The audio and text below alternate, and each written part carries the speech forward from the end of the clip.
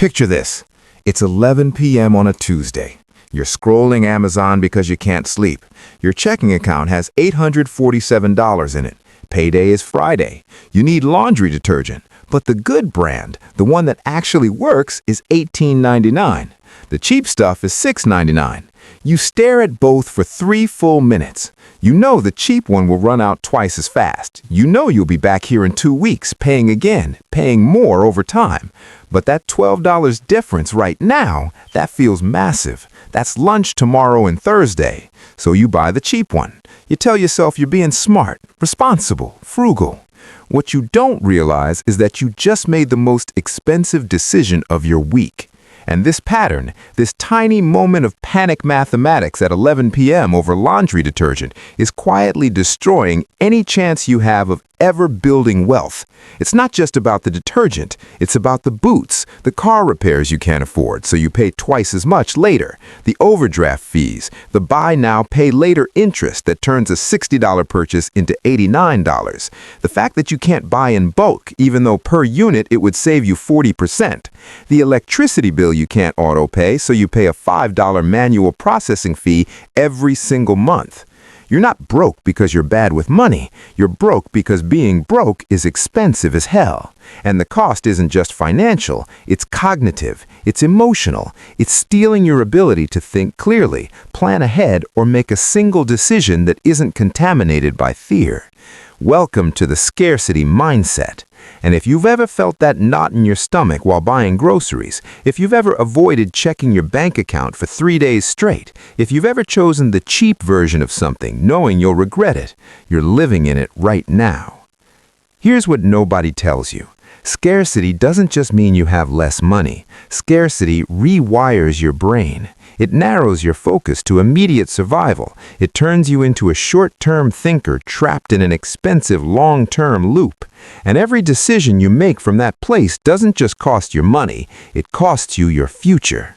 Let me show you exactly how this trap works and why it's almost impossible to escape without understanding the invisible tax you're paying every single day.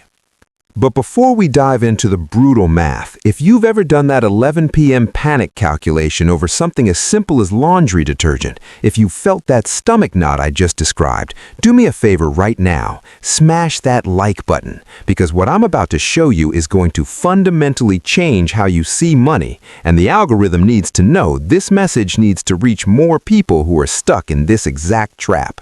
And hit subscribe, because every single week I'm bringing you the uncomfortable financial truths that nobody else wants to talk about, the math that actually sets you free. Trust me, you're going to want to see what comes next.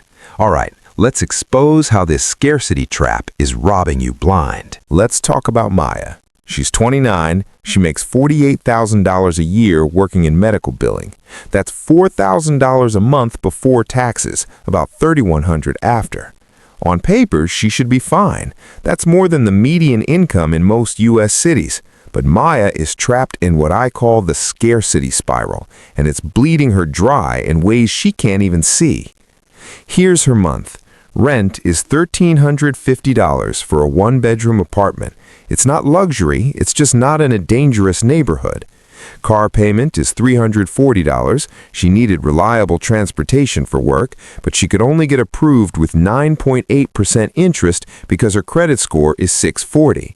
Insurance is $180 a month because of one accident 2 years ago. Her phone bill is $85 because she's locked in a contract.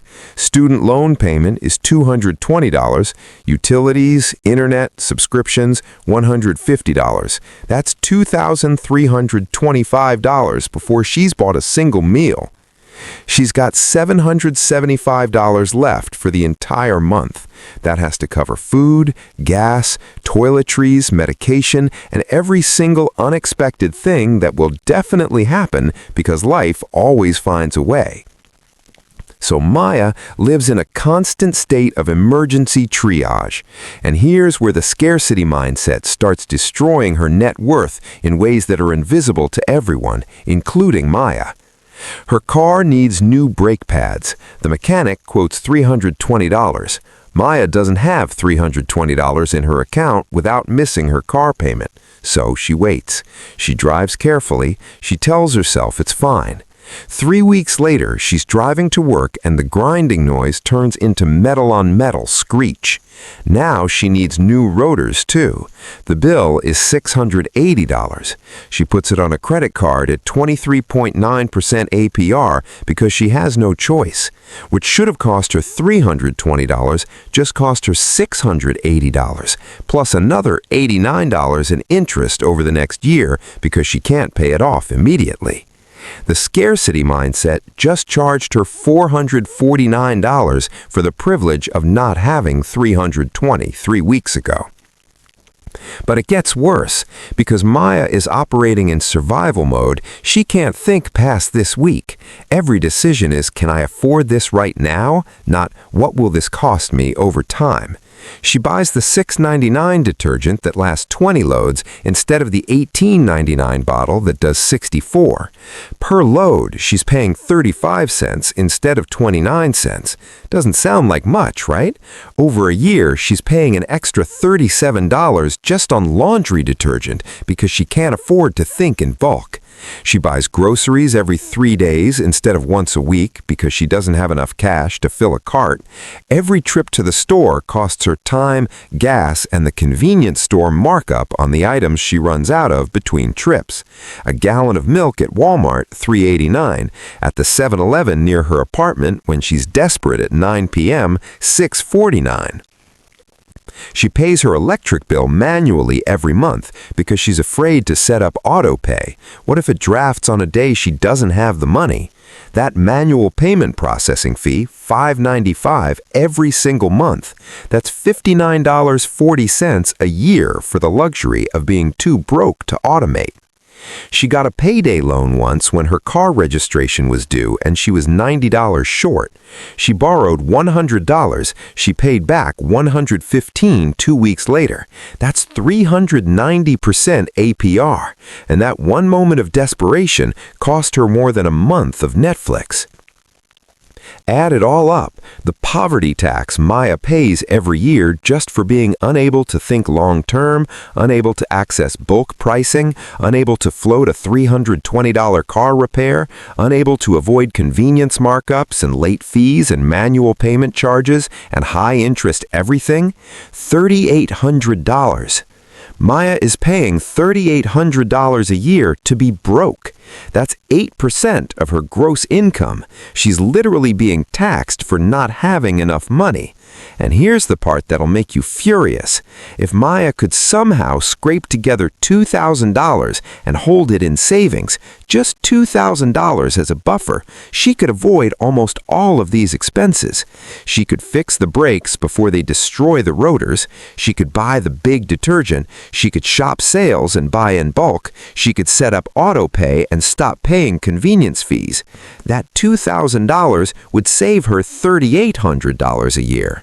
But she can't save $2,000 because she's paying $3,800 in scarcity taxes. You see the trap? Being broke costs money, and the cost of being broke prevents you from not being broke. This is the scarcity spiral, and it's not just about money, it's about your brain. There's a study from Princeton, Sendhil Mullainathan and Eldar Shafir. They wrote a book called Scarcity, Why Having Too Little Means So Much. They discovered something terrifying. Scarcity doesn't just limit your resources, it limits your cognitive bandwidth. When you're operating under financial stress, your brain is constantly running a background calculation. Can I afford this? What if something breaks? How many days until payday? That mental load, that constant low-grade panic, uses up the same mental resources you need for planning, learning, self-control, and long-term thinking. They found that financial scarcity reduces your effective IQ by 13 points. 13 points! That's the difference between average and gifted, or average and below average. You are literally dumber when you're broke, not because you lack intelligence, but because your brain is hijacked by survival mode.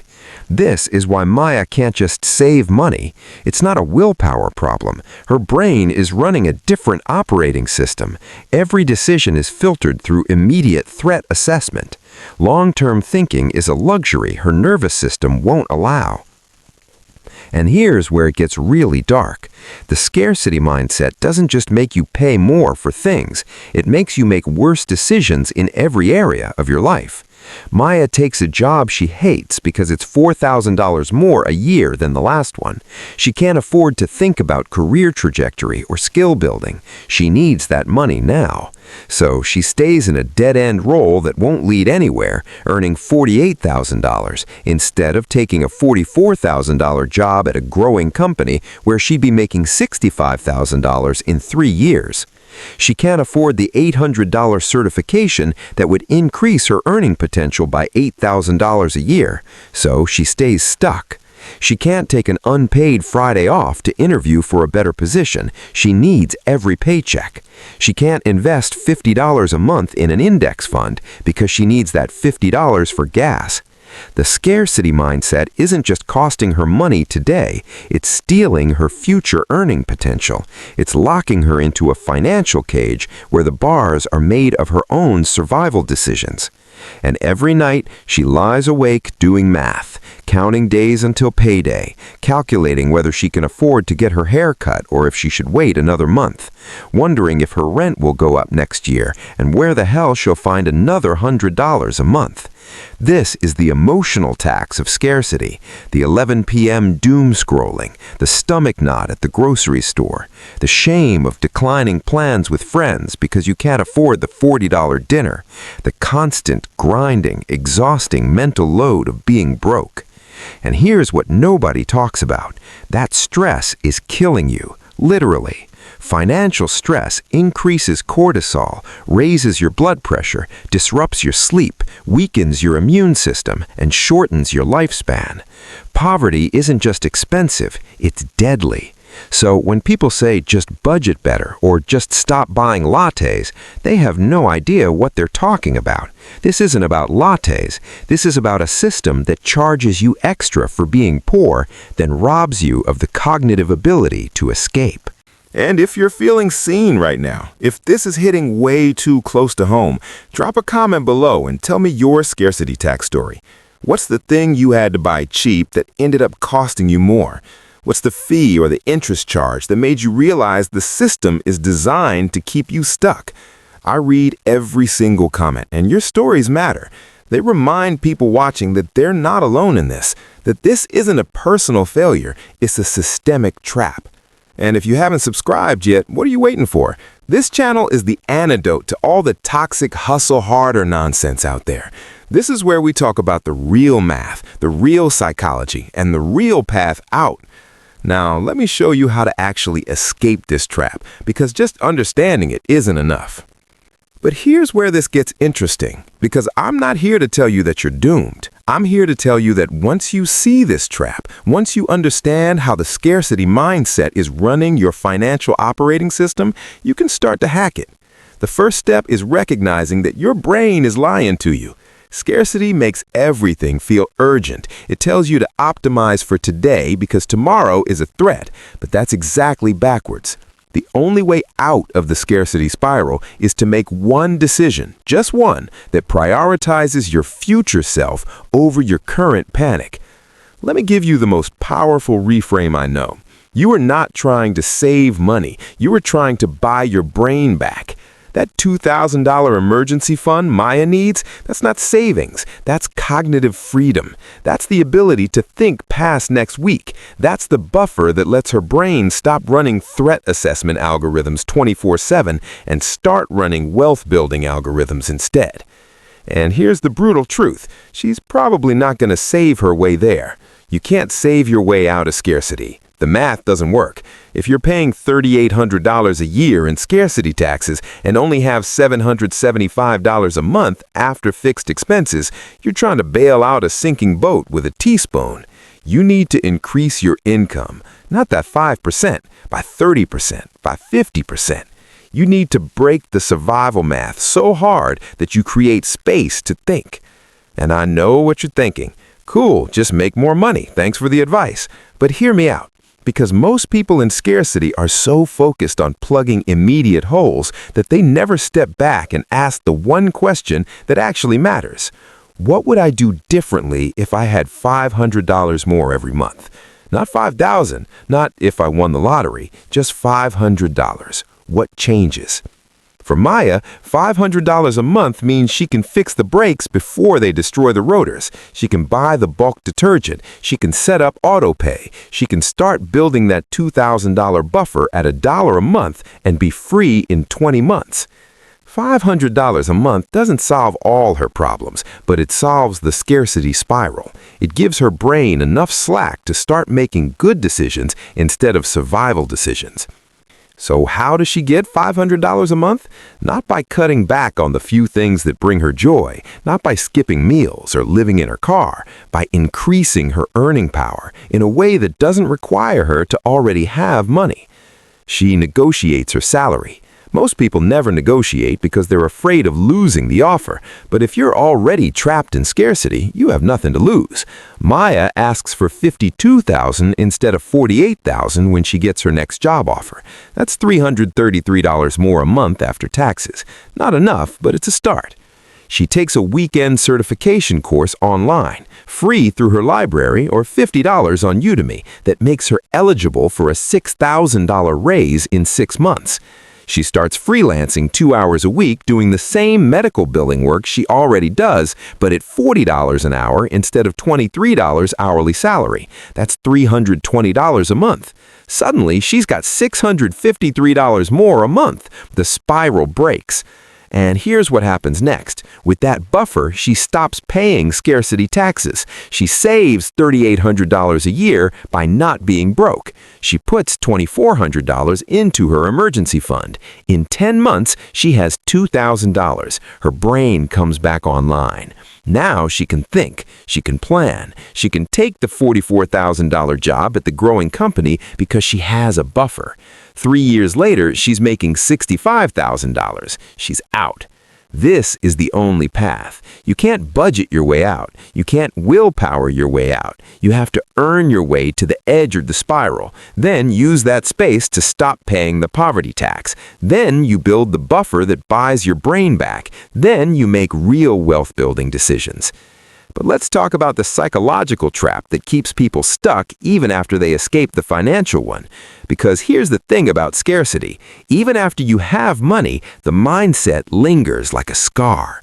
I see this all the time. People who grew up broke, who clawed their way to a $100,000 salary, who have $50,000 in savings, and they still buy the cheap detergent. They still feel guilty spending $12 on lunch. They still check their bank account obsessively, even though they know it's fine. This is called scarcity hangover. Your circumstances changed, but your nervous system didn't get the memo. You're still making decisions from a place of fear. You're still optimizing for immediate survival, even though you're not in survival mode anymore. And ironically, this keeps you from building real wealth. Because wealthy people don't think like broke people who got money. They think in investments, leverage, and long-term value. They spend $200 on quality boots that last 10 years instead of $40 boots every year. They pay $2,000 for a course that increases their income by $20,000. They see money as a tool, not a threat. But if you're stuck in scarcity hangover, you can't make those moves. You're too afraid. You still feel like it could all disappear tomorrow. The antidote is radical retraining. You have to deliberately practice abundance thinking even when it feels uncomfortable. You have to make one future self decision a week that scares you. Buy the good detergent, pay for the course, invest in the index fund, not because you're being reckless, but because you're teaching your brain that you're safe now. You're allowed to think long term. This is hard. Your nervous system will scream at you, but every time you make a decision that prioritizes your future you over your current panic you, you're rewiring the scarcity operating system. Over time, it gets easier. You stop feeling that knot in your stomach. You stop checking your account 3 times a day. You start seeing opportunities instead of threats. And that's when real wealth becomes possible. Not because you're suddenly making seven figures, but because you're finally able to think like someone who builds wealth instead of someone who survives it. Let me give you the harsh reality. Most people will never escape scarcity. Not because they can't, but because they don't realize they're in it. They think being broke is a math problem. They think if they just budget harder, clip more coupons, skip more lattes, they'll be fine. But you can't budget your way out of a cognitive trap. You can't coupon your way out of a system that charges you extra for being poor. The people who escape are the ones who recognize the trap, name it, and then get violently intentional about breaking it. They don't wait for permission. They don't wait until it's comfortable. They act. They negotiate. They upskill. They side hustle not to get rich, but to buy their brain back. They build the $2,000 buffer like their life depends on it, because it does. They stop making decisions from fear and start making them from strategy. And here's what I want you to understand. This isn't about becoming a millionaire. This is about becoming free. Free from the 11 p.m. panic math. Free from the overdraft fees and the payday loans and the scarcity tax. Free to think past next week. That's what wealth actually is. It's not a number in your bank account. It's the absence of financial fear. It's the ability to make decisions based on what's good for you, not what you can barely afford right now. Maya, the real Maya I know, not the fictional one, did this. It took her 18 months. She negotiated a $7,000 raise. She freelanced on weekends. She built a $3,000 emergency fund. She stopped paying the poverty tax. And you know what she told me? I didn't realize how much of my brain was being used just to survive. Now I can actually think about what I want my life to look like. That's the goal. Not luxury, not status, just the cognitive space to build a life instead of constantly defending against financial collapse. So here's what you're going to do this weekend. You're going to calculate your own scarcity tax. Go through your last 3 months of spending. Find every fee, every interest charge, every convenience markup, every time you paid more because you couldn't afford to pay less. Add it up. Then ask yourself, if I had $2,000 in savings right now, which of these could I avoid? That number, that's what being broke is costing you every year. That's the tax you're paying for operating in survival mode. Now ask, what would it take to earn $500 more a month? Not save, earn. What could you negotiate? What skill could you learn? What freelance work could you do? Write down 3 actions, not someday, this month. Then take the scariest one and do it this week. And when you calculate your scarcity tax number, when you see how much being broke is actually costing you, drop it in the comments below. Say, my scarcity tax is X dollars per year. Because seeing these numbers from real people is what wakes other people up. Your story might be the thing that finally makes someone else take action. And if this video made you angry at the system, if it made you realize you're not failing, you're being failed by a rigged game, then smash that like button so this reaches more people who need to hear it.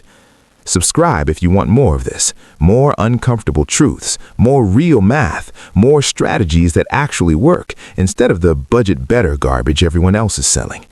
Because here's the truth, nobody is coming to save you. The system is designed to keep you in the scarcity spiral. It profits from your panic. The only way out is to see the trap, name it, and fight your way to the edge with everything you have. Once you're there, once you have that buffer, once your brain comes back online, that's when everything changes. That's when you stop surviving and start building. The scarcity mindset is a cage, but the door isn't locked. You just have to be willing to see it. Now go calculate your number. Share this with someone who needs it. And I'll see you in the next one. Welcome to the other side. Let's build something.